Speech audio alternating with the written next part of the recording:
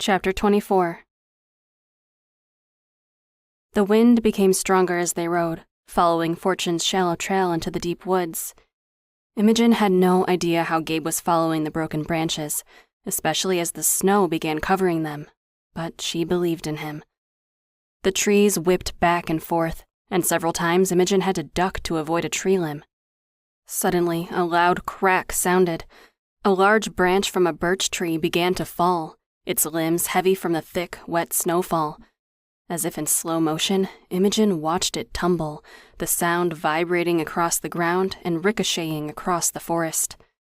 Dexter spooked hard, dropping his shoulder and wheeling around to bolt in the opposite direction. Imogen heard Gabe's muffled shout as she sat back, trying to get her balance and slow the bolting horse before they both slid out on the wet ground. She leaned forward, grabbing the right rein halfway down the neck and leaned back, pulling toward her hip. Bailey had taught her the emergency stop that allowed her to get the scared horse off his forehand and cross his hindquarters to get him back under her. Both she and Dexter were breathing heavily from the exertion, their adrenaline having spiked. That was a handy trick.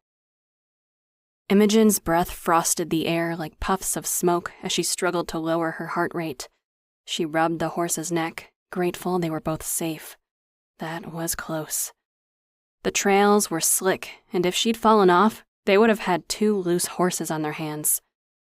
Gabe rode up to Imogen. "Are you both okay?" Imogen took a deep breath and replied, "Yes, that was close though.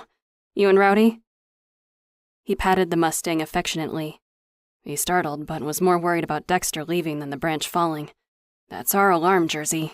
We've got to get to shelter. It's too dangerous to stay out any longer." She winced at the use of his nickname for her. "Okay, I get it. I wish we didn't have to stop, but I don't want to risk it. How far are we from the cabin?" At least she was speaking to him again. It was a small improvement, but gave him a glimmer of hope. "The cabin is too far in this weather. My friend has a hunting cabin about a mile from here. We'll head there." "A hunting cabin? What about the horses?" Gabe shook his head. "He built a paddock with a small run-in because we often ride here. The ATVs rip up the ground and can scare the deer. There are emergency supplies we can use." Imogen knew she was out of her element, but hated being out of control. Deferring to him after he abused her trust? Her pride was stinging as if she had fallen into a yellow jacket nest. Still, he knew the woods and had experience. She didn't. As much as it rankled, she had to let him take the lead. Without a word, she followed him as they backtracked to a small deer trail she had noticed previously. Dexter was happy to follow, his nose to Rowdy's tail, as the snow increased its intensity, almost blinding them. She couldn't see anything more than the outline of Gabe and his horse directly in front of her. The horses' heads were low as they slowly picked their way, weaving in and out of trees and underbrush. Imogen had never felt this blinded or out of her element. The wind pelted her relentlessly with snow, but it was the gusts that drove her off balance first from one direction, only to come at them again from another. She hunkered down in the saddle as low as possible and held the horn, trusting her mount to follow his friend. She didn't know how long it was before Gabe slowed. Speaking was pointless in the howling wind, so she followed his lead, dismounting when he did and walking Dexter on the ground. She was right on top of it before she saw the gate. Gabe unchained it, bringing his horse through as Imogen followed, then closing and chaining it behind them. Ahead, she caught the faint outline of a building, but it was closer than it had appeared at first. The run-in was just big enough for 2 horses. It had 2 open stalls with bars separating them and Dutch doors swinging wildly. They didn't waste any time bringing the horses into their shelter and closing the bottom doors behind them.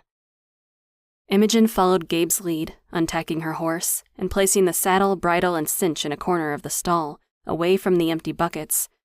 There were no grooming materials, so she started to use a gloved hand to wipe the snow off that had accumulated on her horse's neck and rump. She cleaned off the ice and snow from his legs as best she could. "Imogen, grab the bucket and put in some snow to melt. The horses need water, and there won't be any water in the cabin this time of year. I'll run out and grab the hay from the emergency stash." Darkness had fallen as they backtracked toward shelter. With those words, he raced back into the night and was lost to the storm. After she filled the buckets for both horses, and he wasn't back, she began to worry. What if he got lost in the storm? Was she all alone out here without any idea where here actually was? Imogen decided to brush down Rowdy too, anxious and needing to keep her hands busy. If she stopped, she would fall apart. She didn't want to think about the reality of her situation. She was lost in the remote mountains during a storm, not knowing if her boyfriend was coming back or if he was hurt outside. The same boyfriend who, only hours before, had broken her heart in two.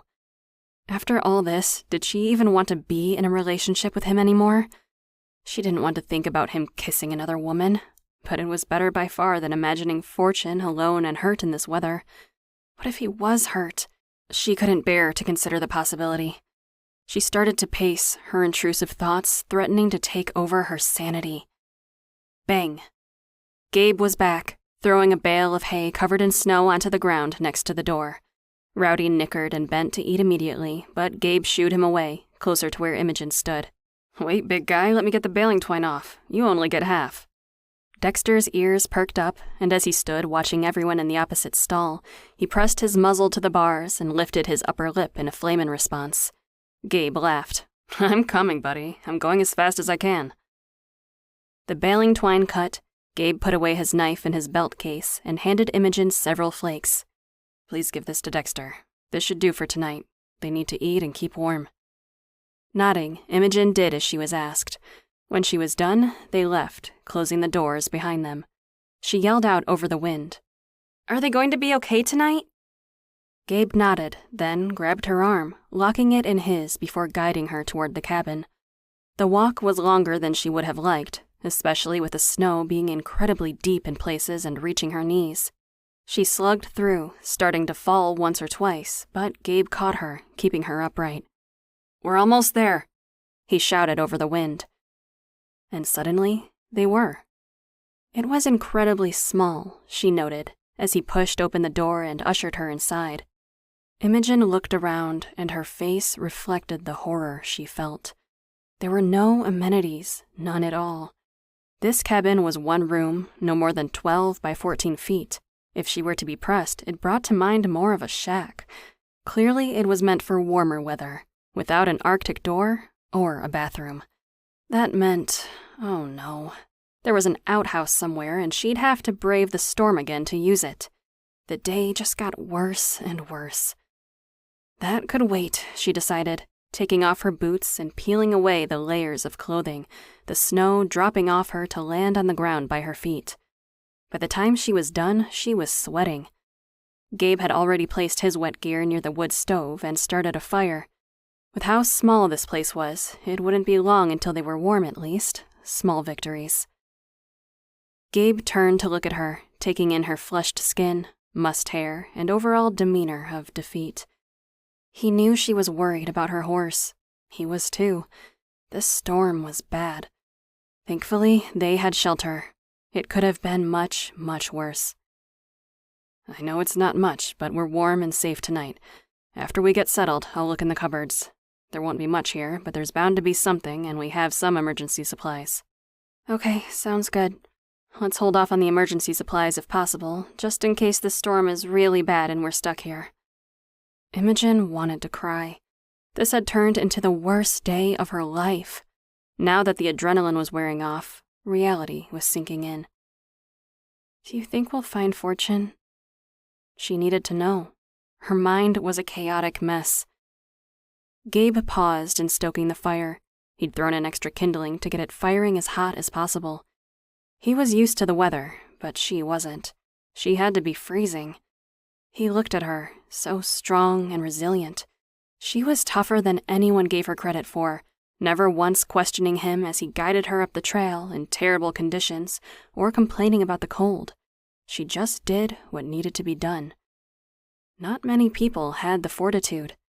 But as impressed as he was, he couldn't help but notice the tension in her mouth, her lips pinched and grim, her eyes darting everywhere but his direction, a hard feat in the cramped space. "We're going to be okay, Jersey," he said softly. Her lips began to tremble. Gabe didn't know what to do. He wanted to go and hold her, soothe her, and tell her everything would be okay. He wanted to tell her Fortune would be okay, but he didn't want to make a promise he couldn't keep. The truth was, it was dangerous for anyone outside right now. He didn't know what they'd find, but he would do anything he could to get him back safely. He just hoped the horse was hunkered down underneath dense foliage out of the wind. While the storm wasn't ideal, it did give him one opportunity he wouldn't have had otherwise. Imogen wouldn't be able to avoid the conversation that was coming. It was time for him to open up completely. If that meant he lost her, then at least he knew he gave it everything he had. This whole time, he'd held himself back, whether out of some habitual guarding — he wasn't the most expressive when it came to words — or from this niggling doubt in the back of his mind that she wouldn't stay. If he were being honest with himself, Imogen had been honest, forthright, and fully open with her feelings this entire time. She'd told him time after time that she was moving to Vermont and starting a life here. It wasn't fair that he'd held himself apart in case she changed her mind. She had done nothing but put action to her words, and yet he kept pushing her away. It wasn't intentional. Now that he thought about it, however, he realized the argument they had over Christmas and his big blow-up, his unwillingness to come clean about his nightmares, or more importantly, share his feelings about his parents' tragic deaths. He was holding back out of fear. Fear that she wouldn't accept him if she saw his darker side, the side that he struggled with every day since returning to the U.S. It was time to prove that he loved her with more than words and gestures of affection. He had to trust her with every part of him.